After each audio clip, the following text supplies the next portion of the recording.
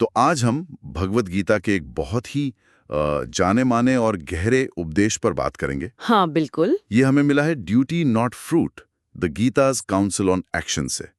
और आज का हमारा अहम मिशन है इस खास श्लोक के मर्म को समझना। जी। श्लोक है कर्मण्येवाधिकारस्ते माँ फलेषु कदाचन माँ कर्मफले तुर्भूर माँ ते संगोस्त्व कर्मणि।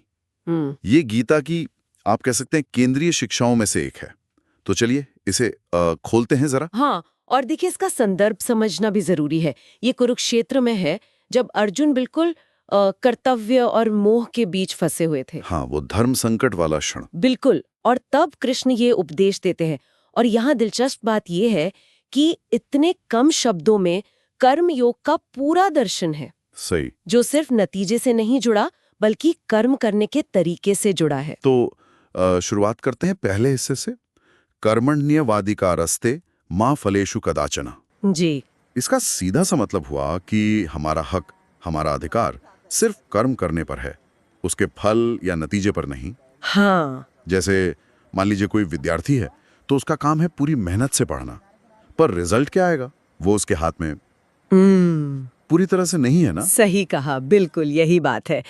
पर यहाँ एक सवाल उठता है अक्सर। हाँ, क्या? कि क्या इसका मतलब ये है कि नतीजों की बिल्कुल परवाह ही ना करें? जैसे आपने कहा विद्यार्थी का उदाहरण, तो क्या वो ये सोचे ही नहीं कि पास होना है या अच्छे नंबर लाने हैं?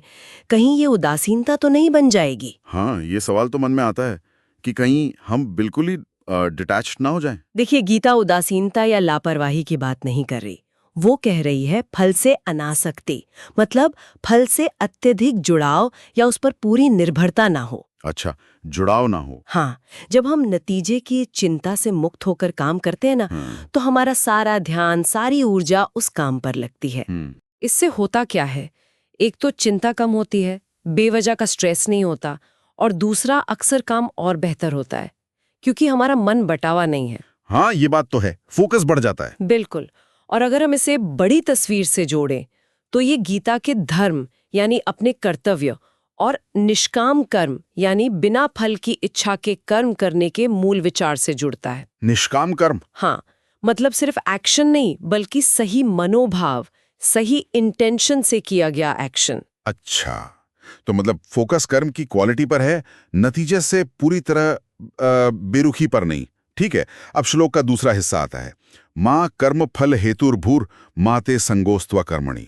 इसका क्या मतलब है? इसका मतलब है कर्म के फल को ही अपने कर्म का एकमात्र कारण मत बनने दो।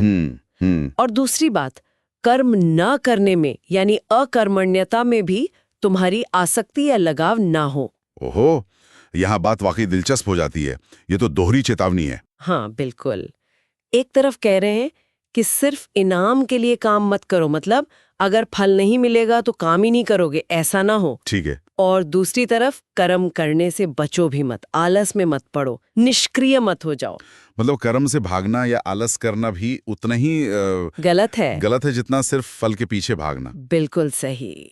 ये जो है ना अकर्मणि संगः, कर्म न करने में आसक्ति, ये बहुत गहरी बात है। कैसे? कई बार क्या होता है, लोग डर की वजह से या आलस की वजह से या बस जिम्मेदारी से बचने के लिए काम ही नहीं करते और उसको वैराग या डिटैचमेंट का नाम दे देते हैं। हाँ, होता है ऐसा। गीता कहती है कि ये भी एक तरह का बंधन ही है।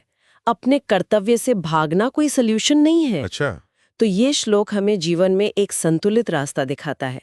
एक्टिव रहो, अपने काम करो, अपनी जिम्मेदारियां निभाओ, पर नतीजों से बहुत ज्यादा मत जुड़ो। व्यवहारिक रूप से देखें तो इसका मतलब है अपनी जिम्मेदारियों को पूरी लगन से, पूरी कुशलता से निभाओ, पर सफलता मिले या असफलता उसे अपने ऊपर हावी मत होने दो, और ना ही मुश्किलों से डरकर कर्म करना ही छोड़ दो। तो अगर हम सार निकालें तो संदेश ये है कि हमें अपने कर्तव्य पर ध्यान देना चाहिए, उसे अपनी पूरी क्षमता से करना चाहिए। हाँ। लेकिन उसके नतीजे क्या होंगे उससे खुद को बांधना नहीं है। हाँ। और साथ ही कर्म से बचना या आलसी हो जाना भी ठीक नहीं। बिल्कुल। या तो किसी भी काम या जिम्मेदारी को निभाने वाले के लिए आज